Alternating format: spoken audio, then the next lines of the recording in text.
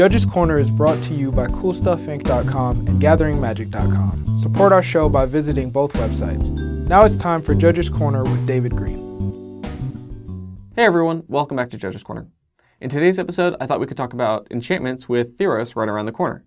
Enchantments are basically spells or abilities in the form of solidified permanents that stick around to offer triggered abilities, activated abilities, and continuously applying static abilities whenever you need them. Enchantments are permanent, so they're subject to the same things that affect generic permanents, and they can also be affected by things that specifically affect enchantments.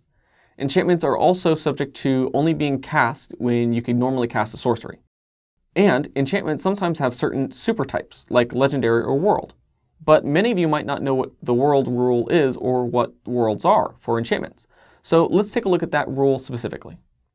So the world rule states that if there's more than one permanent on the battlefield with the world super type, then all of them are put into their owner's graveyards, except for the one that's been around for the shortest amount of time as a state-based action. And if there's a tie for the shortest amount of time, all of them are put into their owner's graveyards. So for example, if I have a Corticant Crossroads on the battlefield and my opponent plays a Nether Void, then my Crossroads is going to be put into the graveyard because Nether Void is the newest world on the battlefield. So enchantments can have subtypes too, like Curse, Shrine, or even Aura.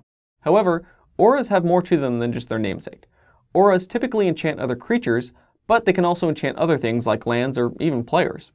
Auras, when cast, have to choose what they're going to enchant as they're cast on the stack as a target.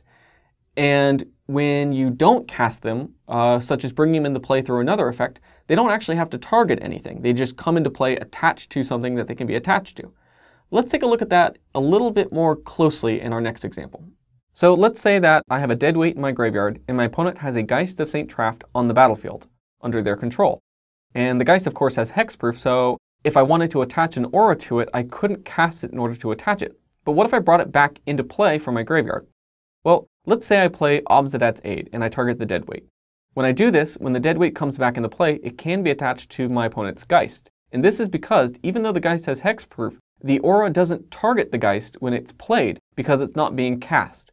Remember that auras only target things when they're being cast and put onto the stack as a spell.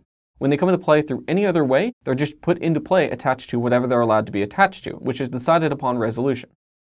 One of the next things I want to talk about is that if you cast an aura and its target becomes illegal, or it's no longer there when it goes to resolve while it's on the stack, it'll just be placed into its owner's graveyard when it goes to resolve.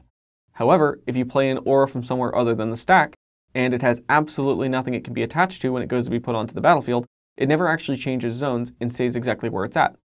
Additionally, if I play an aura and the thing I'm trying to enchant gains protection from the quality of that aura, it'll go to the graveyard when it goes to resolve. And if an aura is attached to something and that thing gains protection from a quality of that aura, it'll just fall off as a state-based action. For example, let's say I have a Restoration Angel and it's attached with my opponent's Pacifism. If I play Brave the Elements and choose white, the Pacifism will fall off after state-based actions are checked, and my Restoration Angel will be able to attack or block again. And lastly, you can enchant permanents that you don't control, such as enchanting one of your opponent's creatures with something. But that doesn't necessarily mean that they're going to gain the abilities of the enchantment. For example, let's say that I enchant one of my opponent's creatures with regeneration.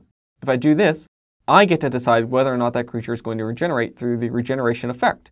But if I enchant one of my opponent's creatures with Trollhide, their creature has regeneration, meaning that the enchanted creature's controller gets to decide whether or not that creature can use that ability. So one of the last things I want to talk about is how enchantments can also have multiple types, such as tribal, artifact, or even creature.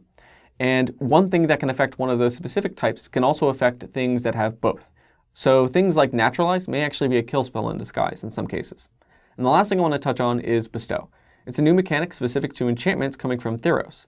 And we're going to talk more about that along with all 5 mechanics from Theros in one of our future episodes where we cover just Theros. Until then, if you have any questions, make sure to send us an email at judgescorner@gatheringmagic.com. And until next time, make sure to shuffle thoroughly, play at a reasonable pace, and have fun.